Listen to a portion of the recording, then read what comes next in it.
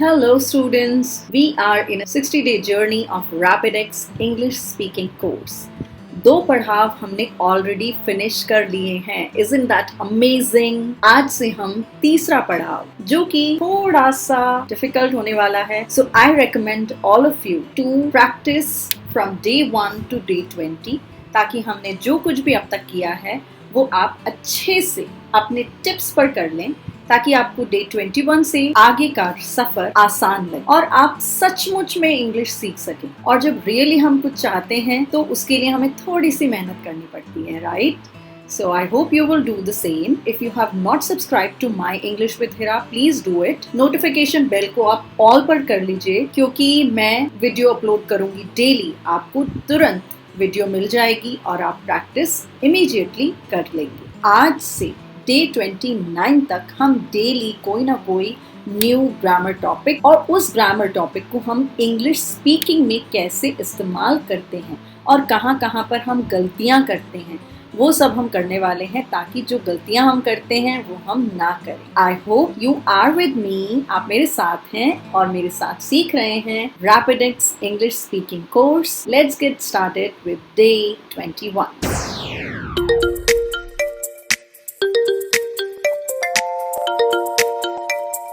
Day 21 21वां दिन. तीसरे अभियान में हम आपको अंग्रेजी व्याकरण यानी कि इंग्लिश ग्रामर के कुछ आवश्यक पहलुओं का ज्ञान कराने जा रहे हैं.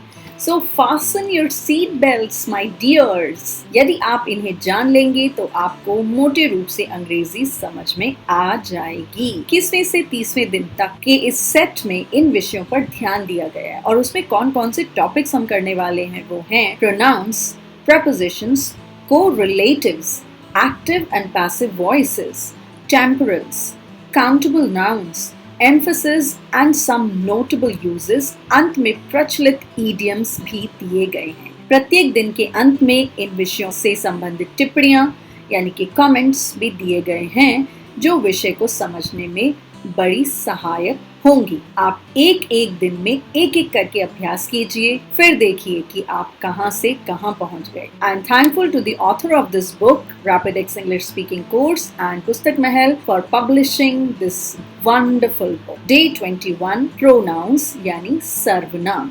सर्वनाम आप जानते हैं क्या होता है? सर्वनाम होता है जो संज्ञा के स्थान पर शब्द इस्तेमाल होते हैं, प्रयोग में लाए जाते हैं, उनको सर्वनाम कहते हैं. जैसे he, she, it, this, that, you, I, each, none. Articles का कैसा प्रयोग किया जाता है? A and the हमारे आर्टिकल्स हैं. इस वीडियो के साथ साथ डिस्क्रिप्शन बॉक्स में मैं आपको आर्टिकल्स के ऊपर मैंने एक वीडियो बनाई है. वो मैं आर्टिकल्स को हम प्रॉपर नाउन्स के साथ यूज नहीं करते. प्रॉपर नाउन्स यानी कि कोई पर्टिकुलर नाम, जैसे Hamid.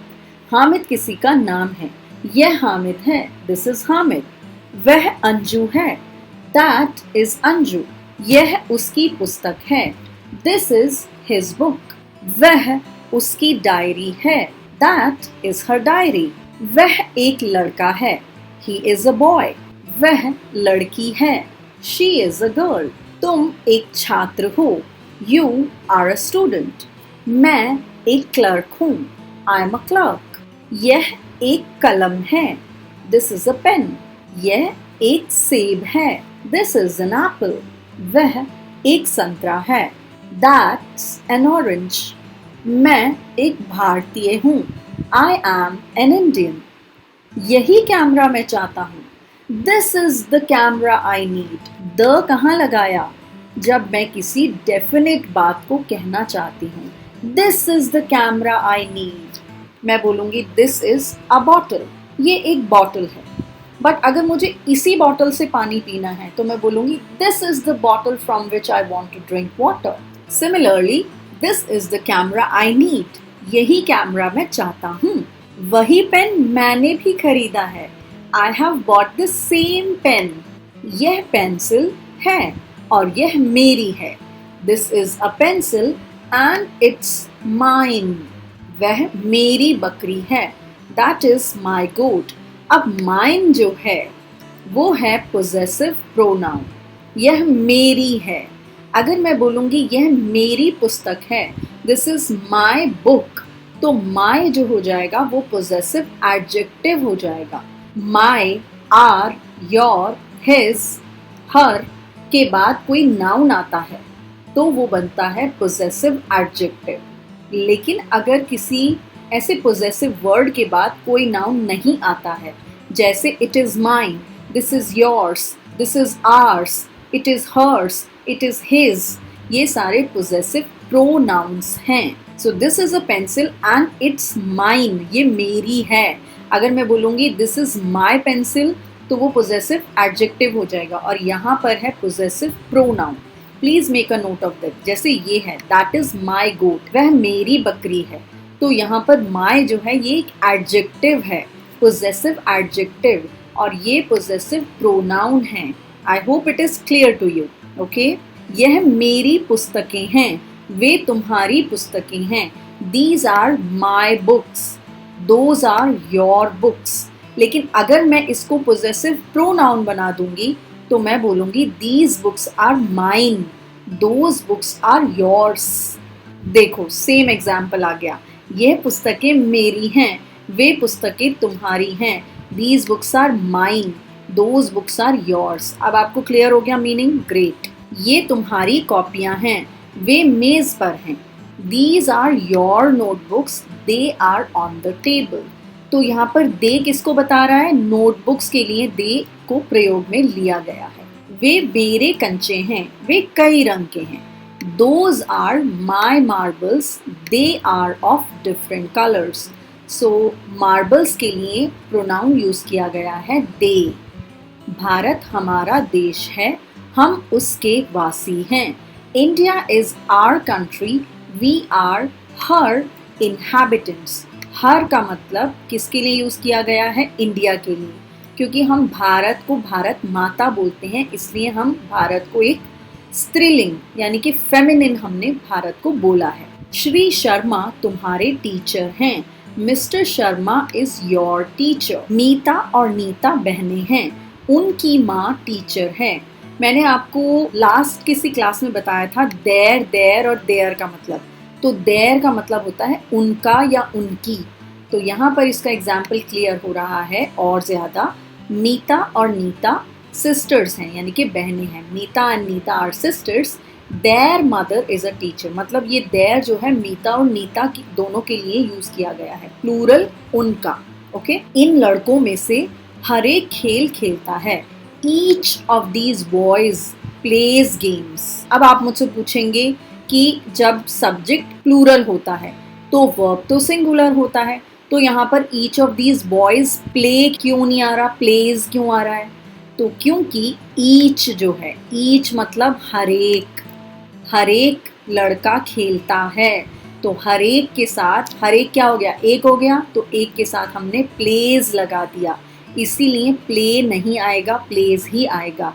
Each of these boys plays games. अगर ईच की जगह मैं नन ऑफ देम बोल देती, none of the boys plays games, तब भी ये ठीक होता, उनमें से कोई भी नहीं खेलता, तब भी मैं एक की ही बात कर रही हूँ, है ना।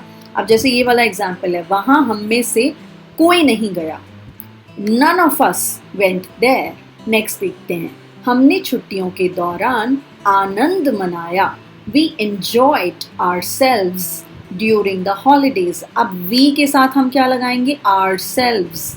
अगर आई होगा तो माई सेल्फ, आई के साथ माई सेल्फ, वी के साथ आर सेल्व्स। यू अगर एक है तो योर सेल्फ, अगर यू बहुत सारे हैं तो यू के साथ योर सेल्व्स। तुम सब, you all must have enjoyed yourselves, you should have enjoyed yourself. So we enjoyed ourselves during the holidays. जो कोई सबसे बढ़िया रहेगा उसे पुरस्कार मिलेगा। Whoever is the best will get a prize. वह मुझसे बुद्धिमान है, He is wiser than me. मुझसे, तो me जो है वो ऑब्जेक्ट प्रोनाउन है जो कि सेंटेंस के लास्ट में आता है। Me, him, her, you, it, ये सारे ऑब्जेक्ट प्रोनाउंस हैं। मेरी लिखाई मेरे भाई की लिखाई से अच्छी है। My handwriting is better than that of my brother, than that of my brother. अब ये दैट क्या है? That is referring to the handwriting. मेरी लिखाई मेरे भाई की लिखाई से बेहतर है। तो मैं इंस्टेड ऑफ ये कहने के बजाय कि my hand writing is better than the hand writing of my brother, हम प्रोनाउन का यूज़ क्यों करते हैं? प्रोनाउन का यूज़ हम इसीलिए करते हैं कि हम नाउन को बार बार यूज़ ना करें। तो अगर मैं ये कहना चाहती हूँ मेरी लिखाई मेरे भाई की लिखाई से बेहतर है, तो मैं बाद वाला जो लिखाई है वो हटा दूंगी और उस लिखाई की जगह मैं लिख दूंगी that my hand writing is better than that of my brother. I hope it is clear. वह क्या है? वह एक कंप्यूटर है। What is that? That's a computer. वैसे लास्ट क्लास में हमने आपसे कहा था कि दैट का आंसर हम इट में भी दे सकते हैं। What is that? It's a computer. वे क्या हैं? वे कैसेट्स हैं। What are those? Those are cassettes. That क्या होता है? दूर की चीज, एक। एंड दोज क्या होता है? दूर की चीज, एक से ज्यादा। यह एक बक्सा है, ये इसके कोने हैं। This is a box, these are its corners. वह कौन है? वह मेरा सहकर्मी है। Who is that? He is my colleague. Colleague मतलब सहकर्मी, जो साथ में वर्क करता है, जो साथ में काम करता है। यह किसकी कॉपी है? Whose notebook is this? किसकी? Whose? यह उसकी है। It's hers. यह गाय हमारी है। This cow is ours. वे दुकानें उनकी हैं। These shops are theirs. यह घड़ी मेरी है। This watch is mine. यह घर आपका है। This house is yours. यह घर उसका है। This house is his. तुम्हारी पेंटिंग सबसे अच्छी है। Your painting is the best. मैं तुम्हारी बात ध्यान से सुन रहा हूँ। I'm listening to you attentively. दरवाजा कौन खटखटा रहा है? Who is knocking at the door? वह किसका सामान है? Whose luggage is this? वह बिल्कुल दूसरी बात है। That's a different matter altogether. उसे समय की कीमत नहीं मालूम है। She doesn't know the value of time. तुम उन पर भरोसा कर सकते हो। You can trust them. मैं आपका बहुत एहसानमंद हूँ। I'm very thankful to you. उसके रूखे व्यवहार से मुझे धक्का पहुंचा। His, उसके, his rude behavior shocked me. मुझे तुमसे ऐसी आशा कभी न थी। I never expected this from you. ये किताबें मेरे किसी काम की नहीं हैं। These books are of no use to me. हमें अभी तुरंत जाना है। We have to leave at once. उनके दिल्ली में अपने मकान हैं। They have their own houses in Delhi. अपने मकान हैं, own houses. This is a possessive pronoun. वह दुकान मेरे चाचा जी की है। That shop belongs to my uncle. अब हम एक कमेंट देख लेते हैं जो कि प्रोनाउंस के बारे में है। ही, शी और दैट, इन सब का अर्थ क्या होता है? वह। पर ही और शी जो है वो पुरुषवाचक सर्वनाम है। दैट मीन्स वो पर्सन्स के लिए, लोगों के लिए ही प्रयोग में लाया जाता है। और दैट जो है वो निश्चयवाचक सर्वनाम है, यानी कि वो वस्तुओं के लिए या पशुओं के लिए प्रयोग में लाया जाता है। अर्थात ही और शी पुरुष और स्त्री का बोध कराते हैं। ही पुल्लिंग और शी स्त्रीलिंग का बोध कराते हैं। पर दैट उस वस्तु का निश्चय करता है, जैसे यह नहीं वह लाओ। Bring that not this. This और दैट दोनों ही निश्चयवाचक सर्वनाम हैं। दीज दिस का बहुवचन रूप है और दोज दैट का बहुवचन स्वरूप है। दीज मतलब ये, दोज मतलब वे। इन दोनों के बदले आगे वाक्यों में प्रसंग रूप में दे आता है। जैसे अगर हम दीज की बात कर रहे हैं तो दीज को अगर हम रिप्लेस करेंगे, जैसे these apples are from Shimla, they are sweet. तो दीज और दोज का अगर मैं आगे रेफरेंस लाती हूँ, उनको प्रसंग रूप में यूज करती हूँ, तो मैं उनके लिए दे यूज करूंगी। सिमिलरली दिस और दैट के लिए मैं इट का प्रयोग करूंगी आगे चलकर, जैसे this is a bottle, it is made of plastic. अब हम देख लेते हैं कि आर्टिकल का इनके साथ साथ क्या रिलेशनशिप है। ए, एन और द ये आर्टिकल्स कहलाते हैं। ए और एन जो है अनिश्चयवाची हैं, मतलब कोई निश्चय नहीं है।